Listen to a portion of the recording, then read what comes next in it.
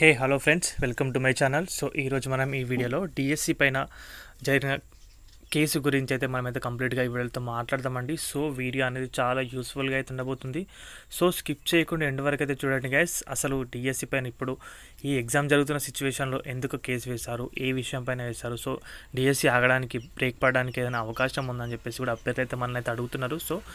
So దానిపైన అయితే video చేయాల్సి వచ్చింది. సో చెప్తున్నాను కంప్లీట్ ఇన్ఫర్మేషన్ అయితే. సో డిఎస్సి నార్మలైజేషన్ విధానం పైన అయితే ఎప్పుడు మొన్న జూన్ 9 నాడైతే కేసు అయితే వేయడం అయితే జరిగింది. సో దానికి సంబంధించి కేసు హియరింగ్ అనేది ఇప్పుడు మధ్యాహ్నం 1 గంటకి అవుతుందని చెప్పేసి చెప్పారు. సో దాని తర్వాత మనకైతే కంప్లీట్గా అసలు విషయం ఏంటని చెప్పేసి అర్థమవుతుంది. సో నార్మలైజేషన్ విధానం పైన అయితే వేశారు. ఎందుకంటే మాకు టెట్లో జరిగినప్పుడు చాలా అన్యాయమే జరిగింది. సో మళ్ళీ నార్మలైజేషన్ విధానం ద్వారా మాకు నష్టపోతాం మార్క్స్ అని చెప్పేసి అభ్యర్థులు అయితే కోర్టులో కేసు అయితే దాఖలు చేశారు. సో మరి దాన్ని ప్రభుత్వం అనేది ఇప్పుడు ఎలాగో కేసు వేసిన తర్వాత దాని దర్యాప్తు అయితే అంటే కంప్లీట్గా హియరింగ్ అనేది ఉంటుంది కదా కోర్టుకు సంబంధించి.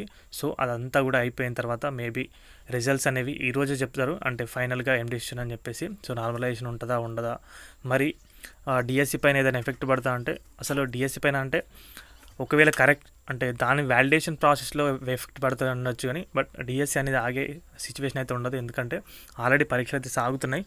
సో కోర్టు కూడా అయితే దాన్ని ఎట్లాగూ ఆపలేదు. మొన్ననే జరిగిన కేసులో కూడా తెలిసింది అందరికి కూడా. సో లాస్ట్లో తుది దశలో ఉంది కాబట్టి డిఎస్సి ఆపలేమని చెప్పేసి ఇప్పుడు కూడా ఆల్రెడీ ఎగ్జామ్స్ అయితే జరిగినాయి. సో డిఎస్సి అనే ఆగే సిచ్యువేషన్ అయితే ఉండదు.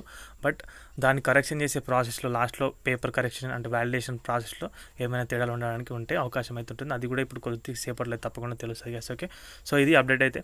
వీడియో నచ్చితే వీడియోకి అయితే ఒక లైక్ చేయండి. మన ఛానల్కి ఎవరైనా కొత్తగా వచ్చింటే సబ్స్క్రైబ్ చేసుకోండి. Thanks for watching. అందరికీ బాయ్.